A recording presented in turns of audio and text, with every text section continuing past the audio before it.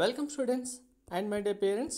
JEE 2025 session 1 ఎగ్జామినేషన్కి 1 month మాత్రమే time ఉంది. Students కాలేజీల్లో కండక్ట్ చేసే గ్రాండ్ టెస్ట్ రాయడం జరుగుతుంది. గ్రాండ్ టెస్ట్ సంబంధించి మీరు రిజల్ట్స్ కూడా చూస్తూ ఉంటారు. ఇక్కడ మీరు స్టూడెంట్ అయినా సరే పేరెంట్ అయినా సరే వచ్చిన మార్క్స్కి వచ్చే ర్యాంక్స్కి ఎలా అనాలిసిస్ చేసుకోవాలి. ఇప్పుడు మార్క్స్ తక్కువ వస్తే ఎక్కువ వచ్చినా మరి కన్ఫామ్గా ఎగ్జామినేషన్ రోజు అన్నే మార్క్స్ వస్తాయా, టాప్ ర్యాంక్ వస్తుందా, బెస్ట్ టాప్ ఎన్ఐటీస్ కానీ ఐఐటీస్ కానీ వెళ్ళడానికి ఛాన్స్ ఉంటుందా, ఈ మార్క్స్ని ఎలా చూడాలి, ఎలా అనాలిసిస్ చేసుకోవాలనేది చాలామందికి తెలియదు. సో ఇందులో మనకు పాజిటివ్ సైడ్ నెగిటివ్ సైడ్ రెండు ఉంటాయి. ఈ మార్క్స్ బేస్ చేసుకొని మీరు చూసుకోవాల్సినవి ఆ పాజిటివ్ సైడ్ నెగిటివ్ సైడ్ ఏంటి చెప్తాను. అలాగే ఫస్ట్ ఈ మార్క్స్ మీకు ఏవైతే ఇస్తున్నారో కాలేజీలలో కండక్ట్ చేసిన ఎగ్జామ్ సంబంధించి ఇక్కడ ఆల్ ఇండియా ర్యాంక్ అంటే ఓవరాల్గా మీకు ఒక ర్యాంక్ ఇస్తారు, సెక్షన్ ర్యాంక్ క్లాస్లో వచ్చిన ర్యాంక్ ఇస్తారు, మీరు 300 మార్క్స్ ఎన్ని మార్క్స్ వచ్చాయి ఇస్తారు, యావరేజ్ టైం అనేది మీరు ఎంత టైంలో ఒక క్వశ్చన్ సాల్వ్ చేస్తున్నారనే టైమింగ్ ఇస్తారు. అక్యురెన్సీ ఇక్కడ ఎన్ని క్వశ్చన్స్ అటెంప్ట్ చేస్తే అందులో ఎన్ని క్వశ్చన్స్ కరెక్ట్గా రాస్తున్నారనేది ఇస్తారు. 10 క్వశ్చన్స్ రాస్తే అందులో 7 క్వశ్చన్స్ కరెక్ట్ అవుతే మీ అక్యురెన్సీ 70% వస్తుంది. అంటే 10 క్వశ్చన్స్కి 7 రైట్ రాస్తే 3 క్వశ్చన్స్ రాంగ్ రాస్తున్నారు అనేదే మీనింగ్. సో మరి వీటిని బేస్ చేసుకొని మనకు ఫైనల్గా జేఈ మెయిన్స్ సెషన్ 1 ఎగ్జామినేషన్లో ఇవే మార్క్స్ వస్తాయా, తక్కువ వచ్చిన వాళ్ళకి మార్క్స్ పెరుగుతాయా, ఎక్కువ వచ్చిన వాళ్ళకి తగ్గుతాయా, ఎలా చూసుకోవాలి అనేది క్లారిటీగా చెప్తాను. అండ్ మార్క్స్ విషయంలో ఎవరు పేరెంట్స్ ఇంకా ఎక్కువ కేర్ తీసుకోవాలి, స్టూడెంట్ ఎవరు ఇంకా ఎక్కువ కేర్ తీసుకోవాలి, ఎలా చూసుకోవాలి అనేది కూడా క్లారిటీగా చెప్తాను. వీడియో స్కిప్ చేయకుండా ప్రతి పాయింట్ మిస్ అవ్వకుండా ఎండ్ వరకు చూడండి, మీకు క్లారిటీగా అర్థమవుతుంది. సో ఇప్పుడు మీకు చెప్పినట్టుగా మీకు సపోజ్ ఇక్కడ 160 మార్క్స్ వచ్చాయి 300కి అనుకుంటే మీ సెక్షన్ మీ క్లాస్ యొక్క ర్యాంకు 25 అనుకుందాం. ఆల్ ఇండియా ర్యాంక్ అంటే మీరు ఏదైతే కాలేజ్ ఏ అనుకుందాం, ఆ కాలేజ్ ఏకి చాలా బ్రాంచెస్ ఉంటాయి కదా, అన్ని బ్రాంచెస్ యొక్క స్టూడెంట్ కౌంట్ తీసుకున్నప్పుడు ఇచ్చేదే ఆల్ ఇండియా ర్యాంక్. మనకు ఆల్ ఇండియా లెవెల్లో ఇక్కడ సపోజ్ ఈ మార్క్స్కి 740 ర్యాంక్ వచ్చింది అనుకుందాం. సో మరి సెక్షన్ క్లాస్లో ర్యాంక్ 25 వస్తుంది కదా అని ఫస్ట్ నెగిటివ్ సైడ్లో మనం వెళ్ళిపోదాం. ఈ నెగిటివ్ సైడ్లో ఏం చూసుకోవాలి మీరు అనేది చెప్పిన తర్వాత పాజిటివ్ సైడ్ కూడా చెప్తాను. క్లాస్ ర్యాంక్ 25 వస్తుంది స్టూడెంట్కి. ఇప్పుడు 300కి 160 మార్క్స్ వస్తే 25 మార్క్స్ వచ్చాయి అంటే చాలామంది ఏమనుకుంటారు, క్లాస్లో 25 వచ్చిందంటే ఓకే, ఆల్ ఇండియా ర్యాంక్ చూసుకుంటే 740 వచ్చిందంటే 1000 లోపే ర్యాంక్ వచ్చింది కదా మనకు లేదా మన చైల్డ్కు అనుకొని ఎక్స్పెక్ట్ చేస్తుంటాం. కానీ ఈ ఆల్ ఇండియా ర్యాంక్ అనేది ఎంతమంది స్టూడెంట్ కౌంట్ బేస్ చేసుకొని వస్తుంది మనకంటే మనకున్న చాలా ఇన్స్టిట్యూషన్లలో చాలామంది స్టూడెంట్స్ వేరు ఇన్స్టిట్యూషన్స్ కాలేజ్లలో జాయిన్ అవుతారు. సపోజ్ ఏదైనా ఒక ఇన్స్టిట్యూట్ తీసుకుంటే ఈ ఆల్ ఇండియా ర్యాంక్ కన్సిడర్ చేసేది మ్యాక్సిమం 20,000 స్టూడెంట్ వరకు కౌంట్ ఉంటుంది. మ్యాక్సిమం 18,000 నుంచి 20,000 స్టూడెంట్ వరకు కౌంట్ తీసుకుంటాం. అంత స్టూడెంట్స్ అయితే ఉంటారు కౌంట్. సో 20,000 స్టూడెంట్స్లో 740 ర్యాంక్ వచ్చింది. ఓకే, ఇక్కడ 20,000లో 740 వచ్చిందంటే ఇంకా చాలా బెస్ట్ కదా అనుకున్నట్టుగా ఉంటారు అలా కూడా. సో అంటే ఈ 20,000 అనేది మనకు ఎగ్జామ్ డే రోజు ఏమవుతుంది, ఫైనల్గా 12 lakhs కౌంట్ వస్తుంది. 12 lakhs ఎక్కడ ఉంటుంది, 20,000 ఎక్కడ ఉంటుంది కౌంట్ తీసుకోండి. ఇందులో ఇలా వచ్చే మార్క్స్ని చూసుకొని ఇప్పుడే కన్ఫర్మేషన్ ఎవరు చేసుకోకండి.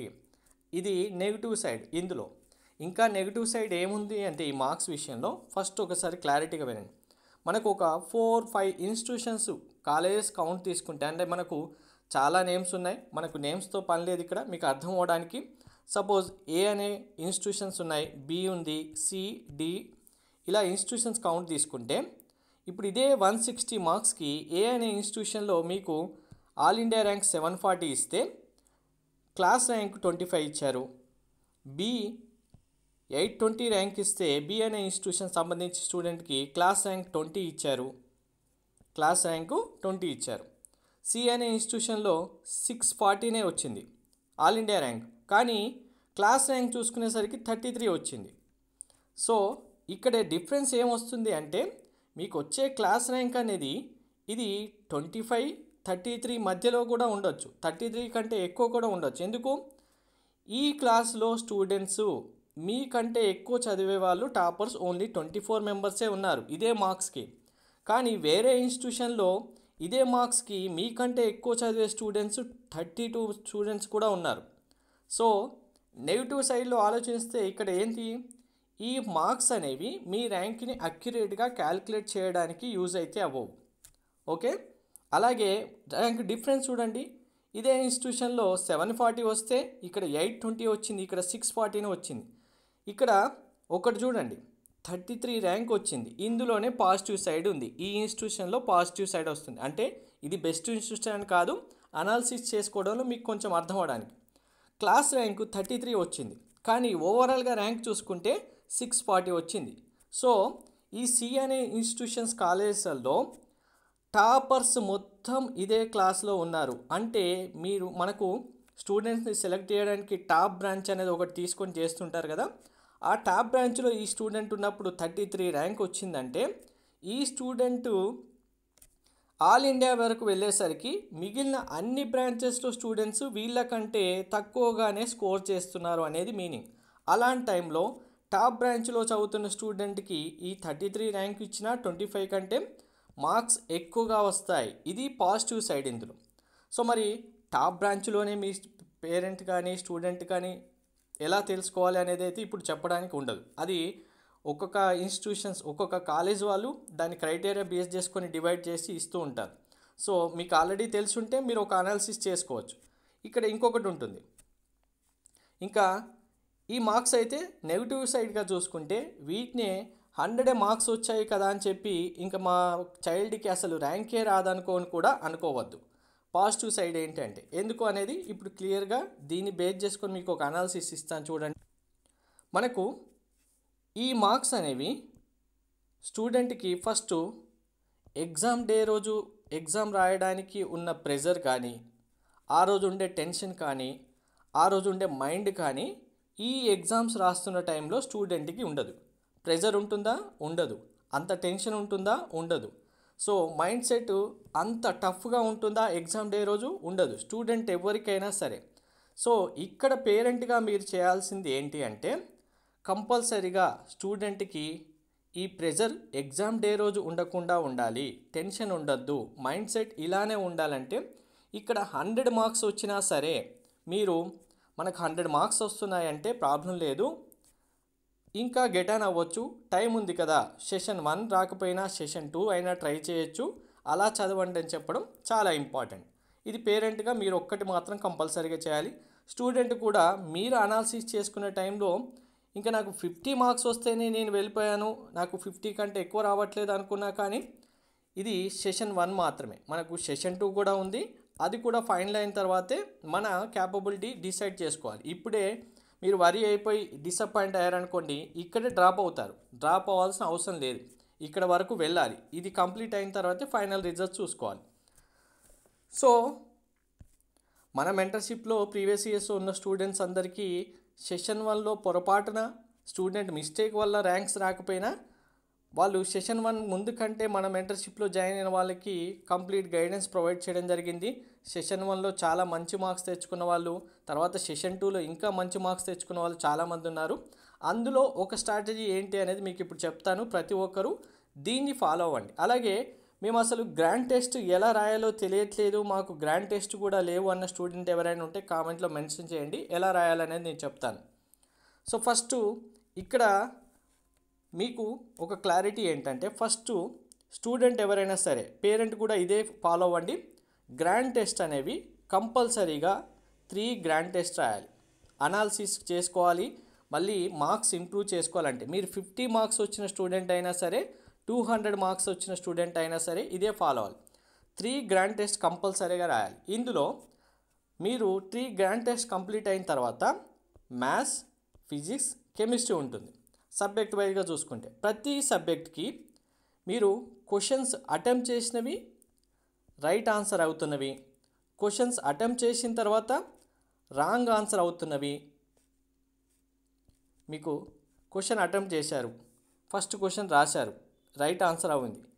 ఇలా రైట్ ఆన్సర్ ఎన్ని అవుతున్నాయి, మీకు ఆల్రెడీ గ్రాండ్ టెస్ట్ రాస్తున్నారంటే అందులో వస్తాయి. కానీ దీన్ని ఎలా డివైడ్ చేసుకోవాలంటే క్వశ్చన్ అటెంప్ట్ చేసిన తర్వాత రాంగ్ ఆన్సర్ అవుతున్నవి, క్వశ్చన్ అసలే అటెంప్ట్ చేయడానికి ఛాన్స్ ఉండట్లేదు అంటే ఆ చాప్టర్ నుంచి ఏ క్వశ్చన్ వచ్చినా మీరు చేయడానికి పాసిబిలిటీ లేవు.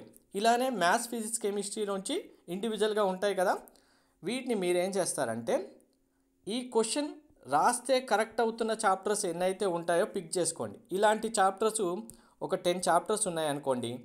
ఓకే, ఈ 10 చాప్టర్స్ నుంచి మీరు ఏ క్వశ్చన్ వచ్చినా రాయగలుగుతున్నారు అంటే ఇంకా బ్రహ్మాండంగా ఈ 10 చాప్టర్స్ మీరు మెయిన్స్ ఎగ్జామినేషన్ రోజు డైరెక్ట్గా రాసినా కూడా మీకు ఇక్కడ 10కి 10 క్వశ్చన్స్, ఒకవేళ ఆ చాప్టర్స్తో 20 క్వశ్చన్స్ ఉంటే 20 కూడా రాస్తున్నారంటే 19 క్వశ్చన్స్ కంపల్సరీగా రాయగలుగుతారు. కానీ ఎప్పుడు అంటే ఈ క్వశ్చన్స్ కరెక్ట్గా రాస్తున్నామన్న స్టూడెంట్స్ ఫస్ట్ మీరు 2 చాప్టర్ వైజ్ టెస్టెస్ రాయండి. ఇందులో ఒక చాప్టర్ తీసుకోండి, 2 సార్లు చాప్టర్ వైజ్ టెస్ట్ రాయండి. చాప్టర్ వైజ్ టెస్ట్ రాసినప్పుడు ఫస్ట్ టెస్ట్, సెకండ్ టెస్ట్లో కనుక మీరు రాసిన క్వశ్చన్స్ ఫుల్కి ఫుల్ మార్క్స్ వస్తున్నాయంటే కన్ఫామ్ ఈ చాప్టర్ నుంచి మెయిన్స్ ఎగ్జామినేషన్లో మీకు ఎన్ని మార్క్స్ వచ్చినా రాయగలుగుతారు. ఇది ఈ క్వశ్చన్ కరెక్ట్ ఆన్సర్ రాస్తున్న చాప్టర్ సంబంధించి మీరు చేయాల్సింది. ఇందులో మీకు మార్క్స్ వస్తున్నాయి అంటే 1 or 2 మార్క్స్ డిఫరెన్స్ వస్తే నో ప్రాబ్లం, వీటిని మనం నెగ్లెక్ట్ చేయొచ్చు, వాటిని రికవర్ చేసుకోవచ్చు, ప్రాబ్లం లేదు. మార్క్స్ వస్తున్నాయంటే ఓకే, ఈ చాప్టర్ నుంచి మీరు పర్ఫెక్ట్గా వెయిటేజ్ ప్రకారం దాని వెయిటేజ్ 40 మార్క్స్ ఉందా, ఓకే మీకు 40 మార్క్స్ వచ్చినట్టే.